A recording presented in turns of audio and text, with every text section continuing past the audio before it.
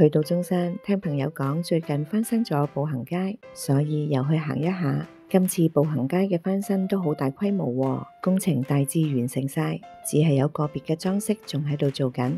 我哋去行嘅嗰日唔係假期，感覺人流真係比之前多咗。我哋行下行下，見到一間茶樓，見到古色古香，所以入去睇一睇。原來呢度係一間懷舊茶樓，專做中山嘅懷舊菜式。等緊位嘅時候，可以參觀下一啲懷舊嘅茶具，睇定餐牌，睇下有啲咩食先。終於有位啦，我哋點咗白糖糕、叉燒包、蒸葉仔。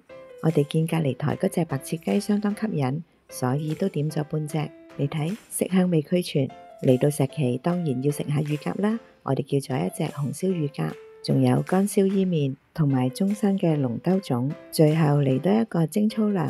以中山飲茶嚟講，呢一個價錢唔算平，但係勝在環境幾好，出品精緻，順便懷舊一下都唔錯㗎。